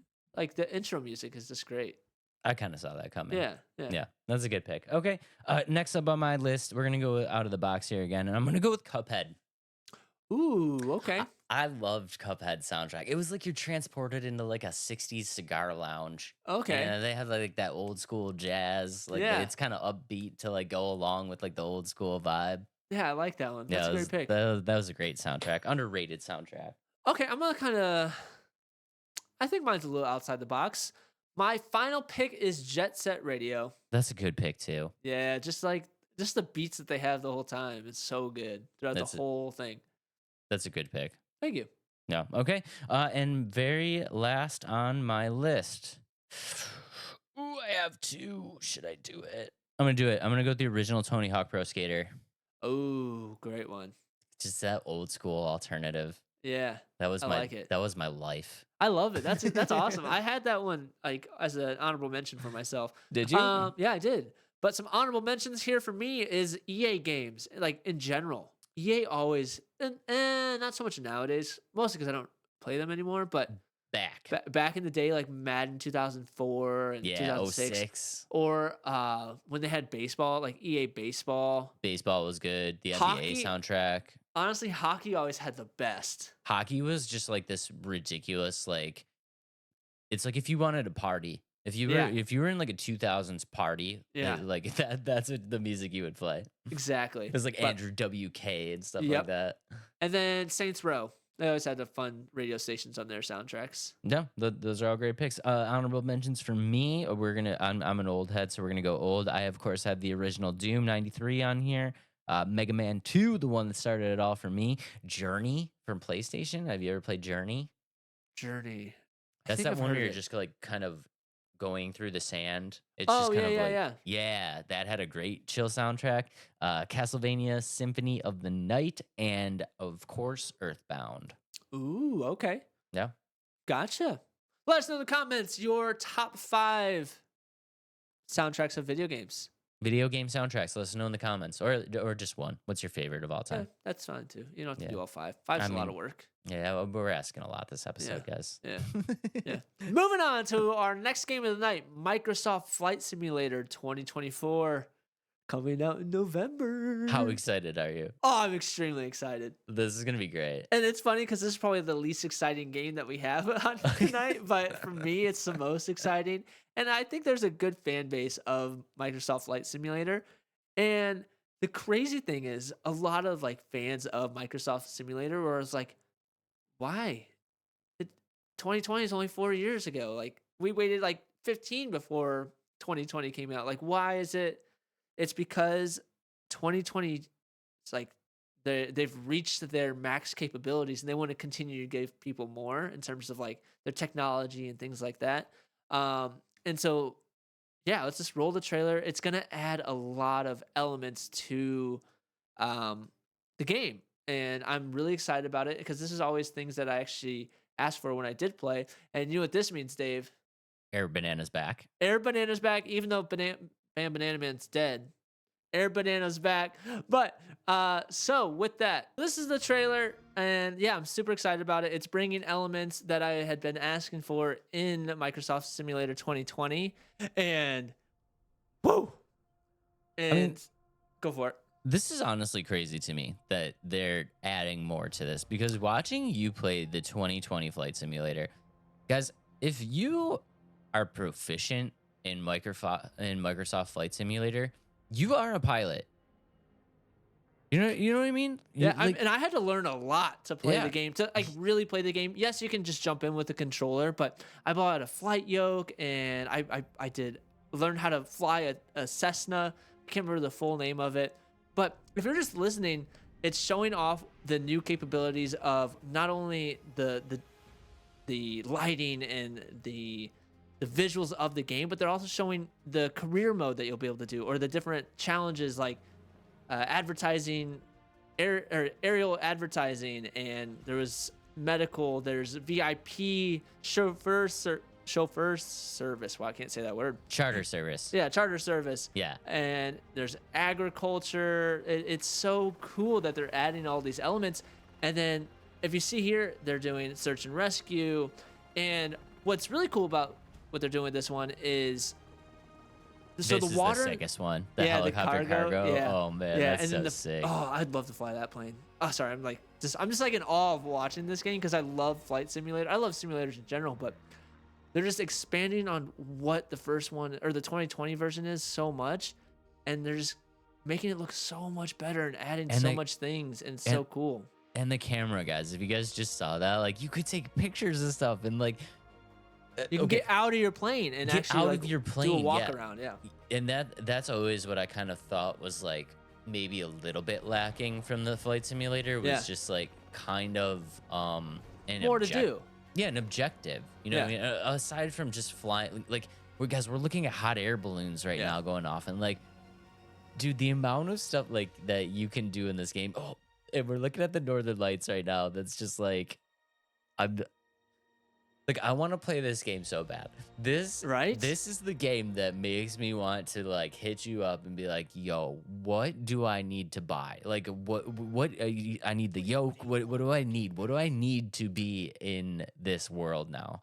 Exactly. And that's so now that they're adding a bunch of this stuff, they have me wanting to get one of the sticks now, so I can actually fly helicopters because I have like the actual like bigger plane yoke. Now I want like a HOTAS, and I really want to like fly jets like that and of that kind of nature. And so aside from adding all these different careers and missions, they have like core focuses, which is what they brought up when they first originally released the first trailer. And like I said, it's the careers, the missions, and so all of them, just kind of run through them real quick. They're gonna have like races, so like Red Bull, you saw that pop up, races and things like that. You'll be able to do commercial flights, so you have to wait for your passenger to get on and go from point A to point B. The air ambulance, the VIP charter that we mentioned, the agriculture, aviation, rescue missions, cargo transport. I already said rescue missions. Hot air balloons, blimps, and so they're adding a bunch of elements that just expands such a vast world in general. And if you haven't played the first or the 2020 version, it's literally the world. Like, you can travel anywhere in the world, 1-to-1 scale, and they're just putting more on top of that. So that was their first focus, adding all that stuff. Focus 2 is like their core and sim, like core sim and tech. So really adding more new physics and aerodynamics to the planes to make them feel more realistic. One of my biggest complaints that they're addressing here is the load times of getting into Microsoft Flight Simulator and the downloads. Every time you like every patch you had to drive like download every time you load in. They're drastically improving that, and that's also going to help reduce the specs needed for like if you play on PC, which is really nice. Overall improvements, it's going to have backwards compatibility, so any DLC that you buy in 2020 will get to be used in 2024, which is really nice because some of these planes, like, they're literally $50 to fly some of these planes. It's expensive, yeah, and I will be a little bit forgiving here. I understand that the download times is something that people didn't really love, but um, I think you got to give them a little bit of a free pass when you're working with a world that is as big as the world. Like, Right, rightfully so. But the fact that they're going to make it so much better and so much faster for everybody is, and reduce the specs needed for, or keep it the same as 2020. Like, you know what I mean? Which is, that's cool. so that means I don't have to spend 2 grand on a new PC to play one game. Very, very cool. Additional things are adding failure, wear, and tear. So, like, things that will actually hurt your plane, will make it crash eventually. I believe they're actually adding like explosions and fire. So, like, when we crash a plane in 2020, you just bounce off the ground and then that's it. But now it's going to show like visuals of like your engines failing and things like that, which I think is going to be cool. Um, One complaint, which a lot of mods kind of help with this, is like the avionics, like the buttons in there, like they weren't all compatible or you didn't have to use them all. So they're adding a bunch of those. And then their final focus is world improvements, which I already kind of mentioned, but the way they're being able to enhance world details, like the trees, the cliffs is a huge one. So cliffs will actually be like cliffs. It's updated satellite data. So they'll be able to have like more clearer images to render these. They're adding full weather seasons, animal herds, and migration. It's gonna have everything that you could want. And honestly, if you guys are just listening and you didn't get a chance to look at the trailer is sick, and like you can see a lot of what they've done, and you can see the details of their work. Especially when I noticed like looking at like the mountains, and like looking at that end scene, the northern lights in the sky and stuff like that. Like seeing how like crispy and just fluid that sky is. It's not there's no pixelation. I didn't see any pixelation, any breakup, anything like that. Like it looks really good. And like I said, the one thing that I always thought that flight sim was kind of lacking was just an objective other than just flying to locations. And they have just 1000% knocked that out of the park. And like I'm excited to do all the things that you can do. I want to fly the air, but like I want to fly the hot air balloon. I want to go on the search missions. Like I want to just like I want to do the farming and like be able to do that where you're spreading like yeah, where you're like spreading over the crops and all that stuff. Like they've added so many things to do. And honestly, I feel like they've added like more than they had to. Like if they added half of those things to the game, I would have been like, wow, this is incredible. They added all of that stuff and it was just like my mind is blown. I can't believe they added all of that. And I think they're setting the ground to expand it even more, which is really cool. Which they did with 2020 version. It's going to be able. So they're switching it off 2020 because they ran out of like they maxed out the tech. Well, what they have space to do even more now and eventually max out the tech, but it's going to be a long road now that they'll have more things to continue to improve the game, which is really cool and really exciting to see. And other things that they're adding, accurate live traffic. So if like you're flying, I'm flying, I'll see where you are in the world. Yeah, I mean they had that in a sense with 2020, but it wasn't always the best.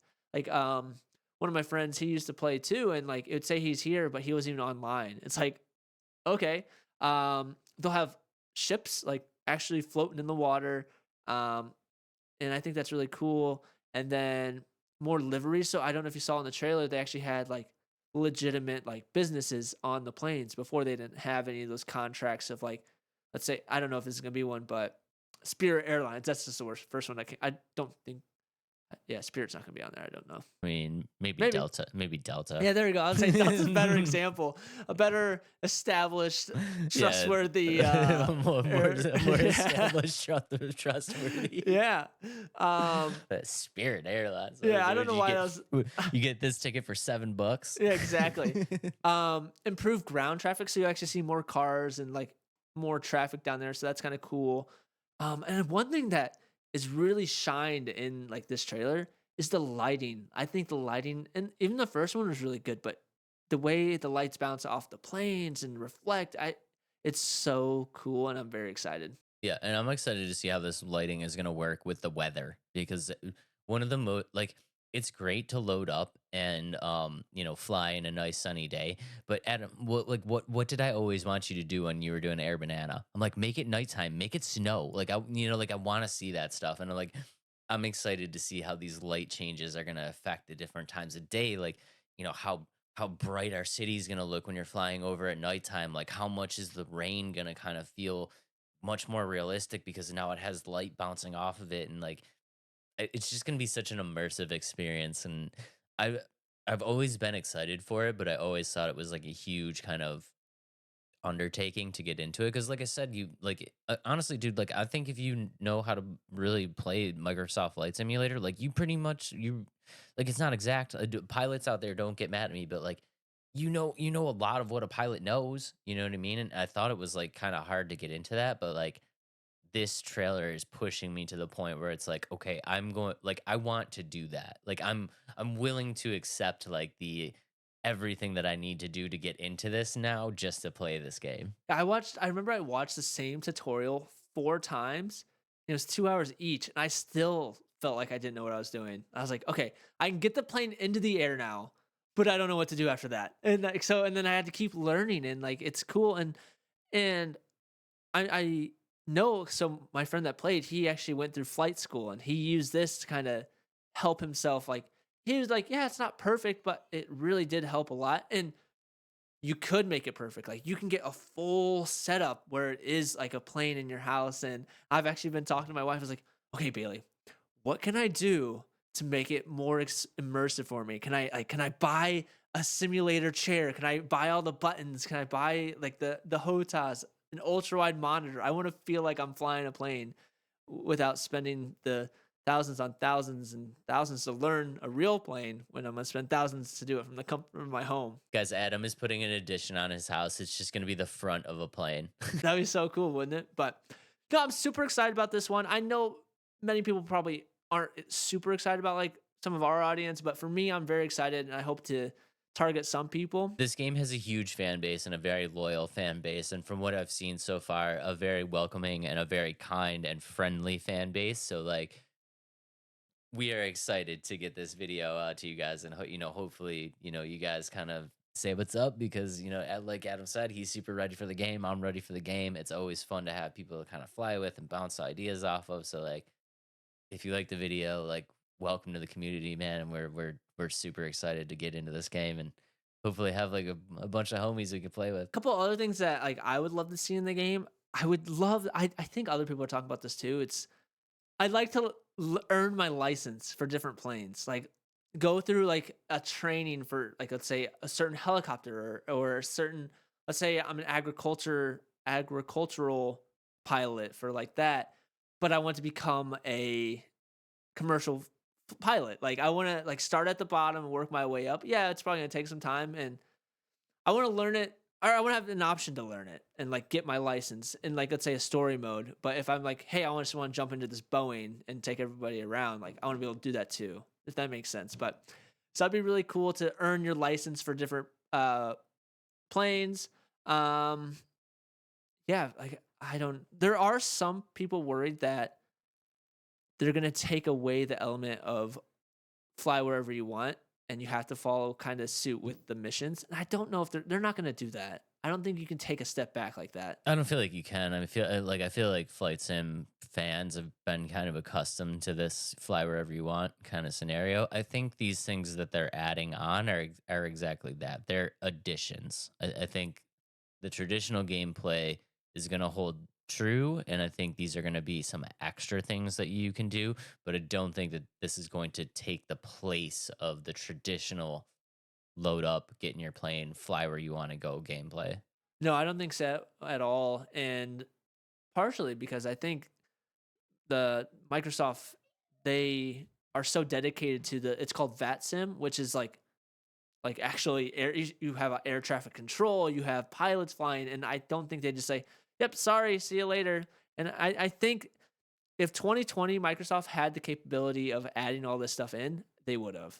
And I just don't think it does, and that's why they're moving on. And one of the major things that you have to think of is like, guys, they've already done the work to build a world size world. You know what I mean? They've already done the hard part, which was just creating that massive world. And they're not going to just throw all that work in the garbage and be like, no, we're only doing story based stuff right now. Like, they're going to use that world size world and just update it as much as they possibly can for like now until the end of time. Until this tech, or they want to do something that's beyond the tech of this or this technology. But who knows? It could be 4 years, or it could be 15, 20 years like before. So I'm super excited about this one, and I can't wait to get back into flying. Air Banana is back. Air Banana is back, baby. When's it drop? 2024, right? November 19th, 2024. Let us know. Are you excited about it? Do you want to learn how to fly a plane? Join Yeah. the Discord. Join the Discord. Yeah, if you're a we'll link the Discord down below. But if you're a sim a Microsoft Sim guy, join the Discord and say what's up, because we're always looking for people to hang with when we do the sim stuff. Okay, Adam, I'm gonna throw this out here for you. Do you think you obviously have played a lot of Microsoft Flight Sim? Would you consider yourself one of the greatest pilots of all time? Heck yeah, I'm one of the best pilots out there that doesn't know how to fly. Okay. No, let's see who's the top pilots. Let's see where Adam ends up on the list. Ladies and gentlemen, we are going to be doing a draft of the greatest pilots. I almost said pirates. Take two. We will be doing a draft of the greatest pilots of all time. Fictional pilots. Yep. I get my first pick. Let's go. Okay. There's two correct answers here, but I'm going to take the one that just kind of eats at my heart. With my very first pick, we are going to take Mr. Tom Cruise, Maverick. Hey, dang it, Dave. There's only there. one. There's only one. Well, there's two, but yeah, I use the other one a lot. Yeah, I probably won't pick him. Not gonna do it? Not as my first pick. Ooh, doggy. So you'll get him. You'll get him too. Let's go. My first pick is Howling Mad Murdoch. The A-Team. You do love the A-Team today. I love the A-Team. I love the A-Team all the time. You love the A-Team today. Yeah, I do. Yeah, this is great. Okay, well, Adam done did it and left it for me. So with my number 2 pick, we're going Han Solo. Yep, I knew that was coming. Yeah, I got to do it. Okay. I got Maverick and Han Solo, baby. I like it. I think you're going to be a little jealous of my next pick, though. Why? My second pick is Whip Whitaker. Yeah. Sorry. You see, he flew a plane upside down. That was my number 4 pick. What? I should have bumped it up. He's elite. He's one of the best fictional pilots ever. Denzel Washington, too. I should have done it. Yeah. I should have. Okay. Well, I'm going to take one here that's going to maybe make you angry to get back at you. So my third pick is going to be Rocket Raccoon. You can have him. You don't want Rocket either? No, I don't want Rocket. Star-Lord's better. Wow. But he's not on my list. Bradley Cooper is going to be so mad at you. Oh, I do love Bradley Cooper. But my third pick is Iceman. Top Gun. I wanted Iceman. Yeah. I you picked Maverick, so I wanted to put Iceman in there. I wanted Goose too, but it's like you can't have the whole squad. No. That's but I had to put him on there, yeah. Okay. Number 4 on my list. Oh God. There's one I want and then one I feel like we really need to put on here. Mm-hmm. People are gonna hate this pick, but I'm going with Indiana Jones. Interesting. Okay. Indiana Jones flies a plane in every movie. He is a great pilot, and people underestimate his piloting skills. Okay. I you like hate that pick. I mean, I didn't see it coming. I'll say that much. Okay. Ooh, okay. You already picked Han Solo. I don't feel like I could put more Star Wars on there. Might get some slack for not putting them on there. Okay. My fourth pick? Mhm. Yeah. Yeah, my fourth pick is Trevor Phillips from GTA 5. Wow. Really? What? What? Is that what he's on your picks? Really? Was he one of yours? Yeah. Okay. So cool. Okay. So angry all the time. Okay. What are we on my last pick already? Are we on my last pick already? Yeah. Yeah. Okay. Yeah. Did you do this? Did you take Stephen Hiller? No. You didn't? No. I took Whitaker. Yeah, Denzel okay. Washington. All right. Well, I'm doing it. I'm taking Stephen Hiller, Little Will Smith, Independence Day. Ooh, that's a great one. I had to do it. Okay. Ay. My final pick's hard. We're leaving out someone very important that we're gonna get crapped on. What's it from? What's it from? Whisper. What? Who's it from? We both don't love this series, and it has a mass following, and it's not Star Wars. Is it Master Chief? No, I don't know. Who is it? Star Trek. Oh, Captain Kirk. Nah. Sorry, good. Star We're Trek gonna- fans. We're gonna get some crap. I just don't know it as well as I do Star Wars. Captain Kirk sits idle on the bench again. Yep. All right, I'll add another Star Wars. Nah. I'm adding Fox. My Doing final it? pick is Fox McCloud. Let's go. He's so cool. Little That- Fox, that's a great pilot too. So That's a great pick. yeah. Some You know, honorable mentions for me. I have Luke Skywalker, Star that one. Lord, Boba Fett, and that's it. Honorable mentions for me. I also had Skywalker. We had Ted Stryker from Airplane. If you guys know, you know. This one I was a little not sure about. Is Iron Man a pilot? Kinda. No, he's fine a mech. Yeah, Yeah, I wouldn't. kind of. Yeah. It's kind of weird, right? Yeah, I wouldn't say that one. I left that Batman one could up. be one though. You know who is a pilot though? Who's that? Hale Jordan, Little Green Lantern. Ooh, yeah. that was Ooh, my Carol other honorable. Danvers. Yeah, Invisible She's a great Woman. one too. Oh. Yeah, Invisible Woman. Ooh, you can even. I feel like you could put. Wow. Professor X. Yep, Professor. is I mean, mine. I tried to. We tried Yeah, I to keep know. it no superheroes. We did. We did. Yeah, but But- they leaked in as usual. Yep. That's a good list. Let us know in the comments. Who's your favorite pilot fictional wise? And now to our last game of the night, Dave. Another one you're super excited about, isn't it? Guys, do you think I'm ready for another Mighty Morphin Power Ranger beat 'em up? Nope, not at all. Brought to you by Hasbro and the Retro Arcade. Adam, are you excited for this at all? I am. I really am. And I'll tell you why. Yeah, I am. I think it's really cool. So I'm going to go ahead and roll the trailer and let you explain. Go ahead and roll the trailer. Guys, what we are looking at, if you're just listening, go back to the beginning. We're looking at the 5 original Rangers. And I think this art style is really cool. An all new action game. And then this is where it really got me. We're seeing like this action beat 'em up that's like very classic of the SNES. And it has that very classic retro SNES Power Rangers. Go, go, Power Rangers! Dude, it's a bop. so sick. It's definitely a bop. And we're seeing like a lot of the classic villains and stuff like that. Like I really think they did a great job. And so this level right here reminds me of oh god, the Batman and Robin game where you're fighting the Joker on the roller coaster, and we're seeing the mechs. And this is really interesting to me. We're seeing like a kind of like a rail shooter and like driving stages mixed in with this beat 'em up, and I'm so ready for this. I just needed this. And it's cool. Is that they get to combine all of them together too. Yeah. So I mean, a little bit about the game. I love that part. I love the alpha part of that. So a little bit about the game. Developed by Digital Eclipse. You are the original 5 Rangers. The story behind the game is that Rita, who's the main villain, if you don't know the Power Ranger story, she travels back in time by conjuring a portal. And at this time, she's Robo Rita. And basically, how Robo Rita came to be was Rita's essence was kind of sucked out of her body and then transferred into Alpha 8's body, who was like the robot that was like helping the Rangers in the beginning of the series. So that version of Rita, Robo Rita, goes back in time, finds the original Rita, and their goal here is to stop the formation of the Power Rangers. So they're trying to stop the Power Rangers before it even happens.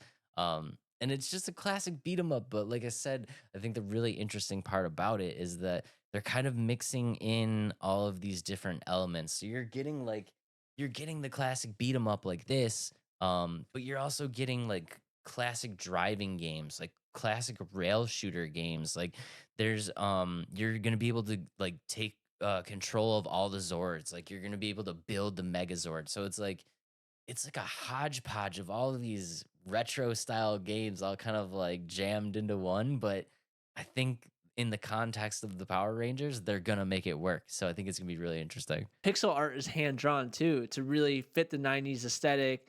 And you mentioned the enemies. The enemies are all pulled from the TV shows and the storyline of Power Rangers, and they're all going to make an appearance.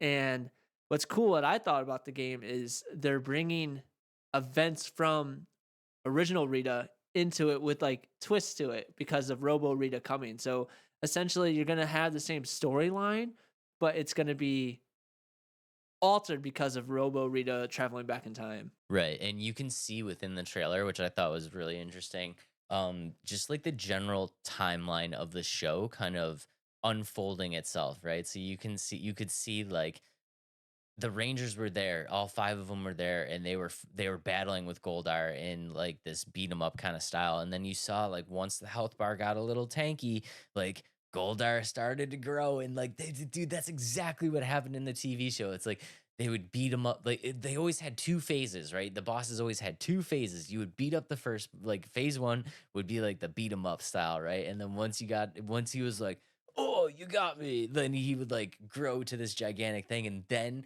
it was time to call in the Zords, dude. And like you call in the Zords, and the Megazord comes out, and he pulls that sword out, and it's just like, boom, boom. Then they turned into this like Godzilla like style fight, and I'm just like, dude, they nailed it. They nailed it on this game, and I'm super excited to play it. And honestly, one of the cool things about it is the original 5 Rangers, and it's an up to 5 person co-op. So you and the cool thing about the up to 5 person co-op is it's not just online, it's online and offline. So like they brought back the return of like couch co-op. You can actually just play this with people that like are sitting next to you, which is such a retro thing to think of right now, but like that's like my era, man. So I'm super excited for this game. I don't have too much on it other than that because it's pretty basic game.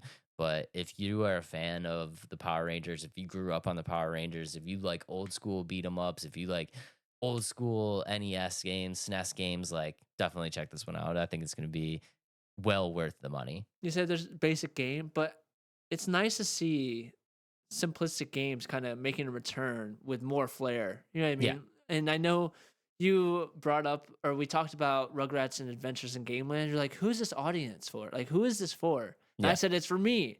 And I think this is kind of the similar, like, we could have that same conversation. It's like, who is this for? And It's David, this for is for exactly. it's And for me. This is for it, me. it's for the right audience that wants games like this. And it's not for everybody. Like, these retro looking beat 'em up games, like, that's not going to appeal to people that have never played them or that just aren't interested in these types of games. But there is an audience that one wants to kind of go back in time to your childhood of watching Power Rangers and playing Power Ranger games. And I think that's who these games are for. And there needs to continue to be games like this for people like us that want games like that. Yeah, and I hope they keep making games like this. And I think, like people are kind I've heard, like why are they making like a Power Rangers game? Like Power Rangers isn't really popular anymore, and it's not.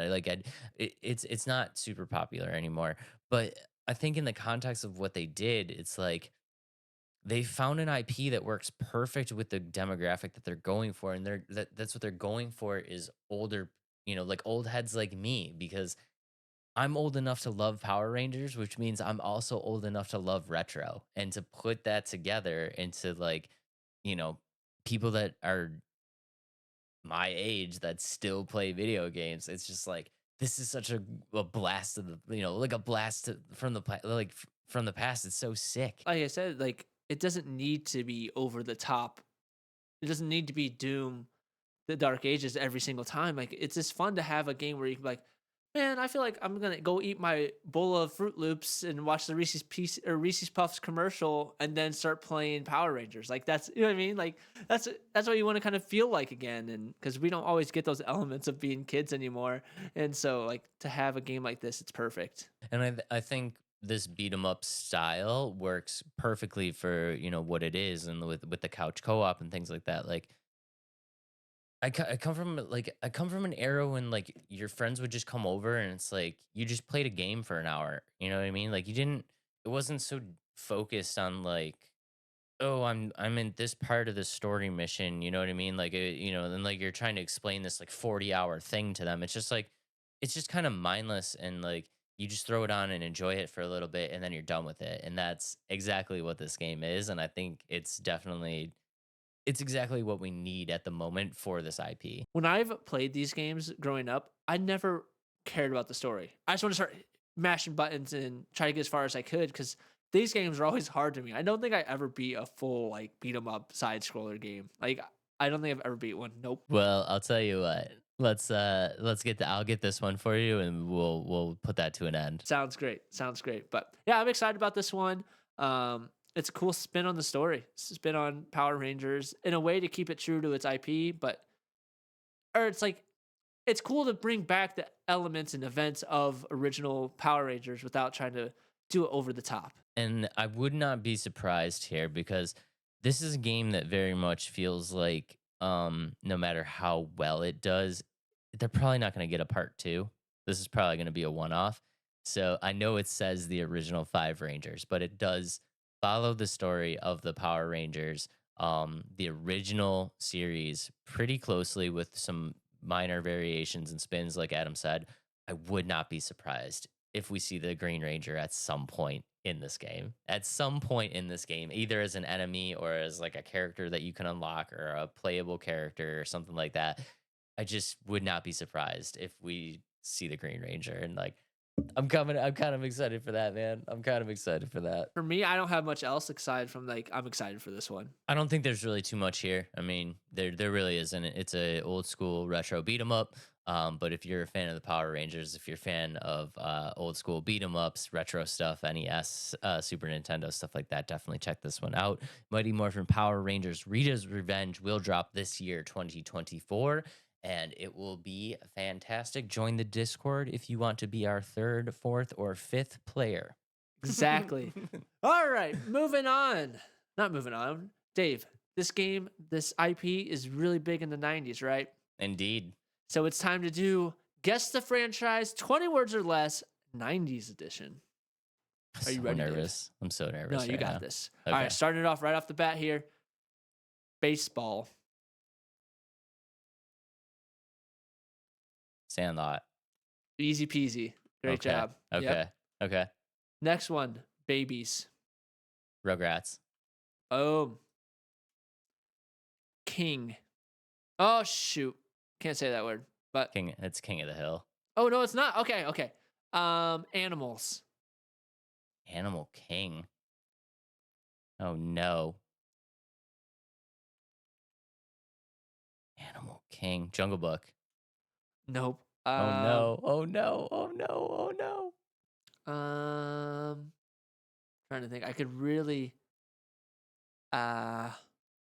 murder. Animal King Murder. Yeah. This is a child's franchise. Yes. Oh, Lion King. There you go. Good job. Yeah. Okay. Okay. It's so Next sad. I got it on murder. one. And I even said king, and I was like, oh crap, can't say that word. Okay. Catch. Catch. Mm-hmm. Little Giants. No. Ball.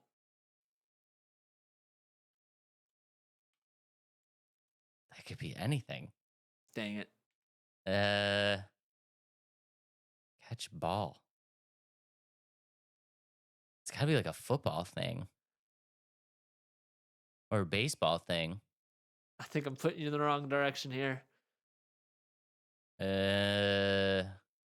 Well, no, I think it's not a sports thing at all. Shoot, I'm giving too many hints.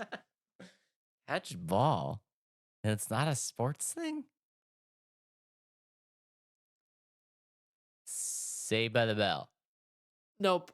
I'm trying to like. I don't want to make it completely obvious. That's the hard part about these. Game. Catch ball game. Yeah. And this is an IP, a franchise? Yeah. Yeah. Catch ball game. Oh, God. Rocket power. Nope. How many words do I have left? You're at 8. You're only at 8. Oh, You okay. killed the first 2 like Okay. instantly. So,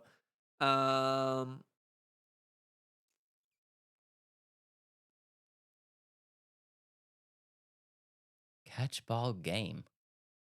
And it's not sports? Those are all very sports related words. I know the next word I'm going to say is a sports related word too. Tournament. Catch ball game tournament. I know that's a terrible word. Okay. The next one I got it. Next one you got it. And it's not sports? It's not sports. How is that possible? Catch ball game tournament. Those are clearly all sports words. The Green Machine. Nope. This is a bad one for me. It's such a huge franchise. Oh my goodness. Trying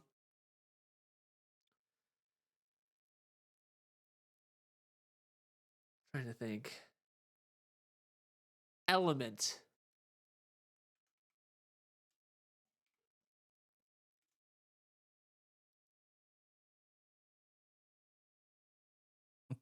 Yeah, Okay. All right. I got it. The next one. You want another one?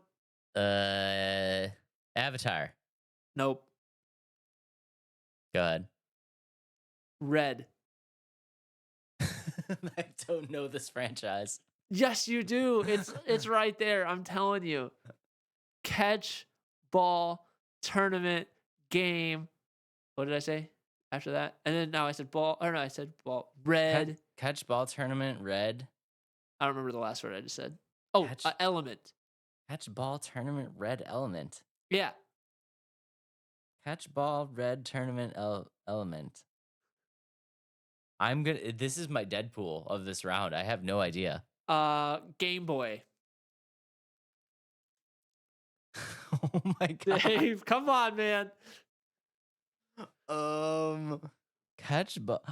Oh my God, dude. Pokemon. There you go. Oh my God. I'm so sorry you had to watch that. That was not our best showing there. That was not good at all. Okay, you ready? Yeah. How many do I have left? You have 8 words left for 4. I'm so sorry you guys had to watch that. That was not very good. That was painful. And I don't know if this next one's going to be any easier. Toys. Toy Story. I can't say toys if it's Toy Story. You said King when it was Lion I know, King. but that was a mistake. You're right. You're right. War. Oh. Transformers. No. Oh, I know it. What is it? G.I. Joe. No. What? Nope. Not G.I. Joe. Dang it. Now I thought I'd get you on those 2 words. Toys and War? Can't say that word.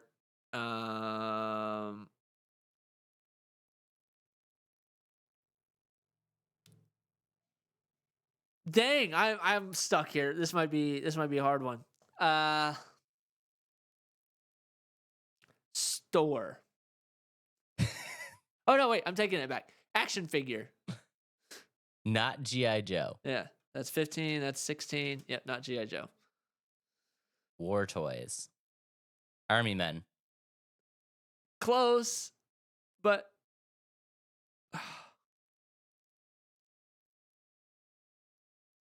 evil.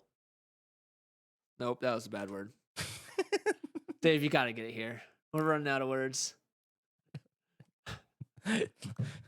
Evil war toys. Yes. Evil war action figures. Yes. Toys. It's not Transformers? Nope. Is it the other ones? Ah, I don't know what else to say. I have I no w- idea what evil war toys are. All right, should we move on? Yeah, I think we're Shut- done. Okay, yeah, we're gonna run out of words. We're at 17. It's Small Soldiers. Oh, that's a movie. Yeah, I was thinking of the toy.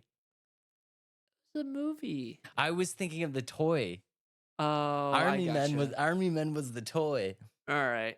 Yeah. All right. Well, that one, I don't know. Yeah, we didn't get it right.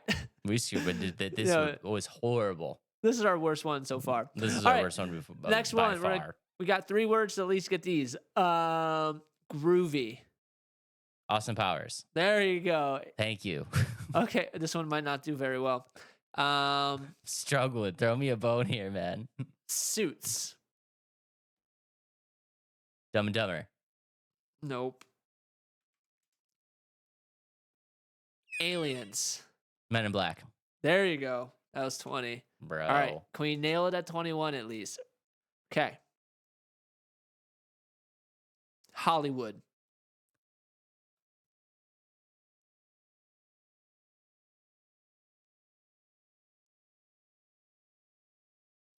I should have said the other city.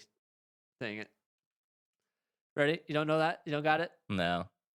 Philadelphia. Oh, Fresh Prince. Yep. So we got it in 22. Dang. It would have been a lot more if we didn't go past Small Soldiers. So that was poor.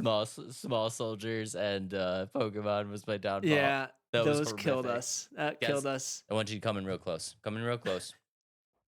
I am sorry that you had to watch that. That was brutal. Could you see me sweating? Yeah, that was not our best one. My description of Pokemon, I think, could have been better, and Small Soldiers. Clearly was just thinking sports. Yeah. Yeah, I was with just one track mind. I'm trying to think what I could have done differently. Because, like I said, I don't want to make it like glaring.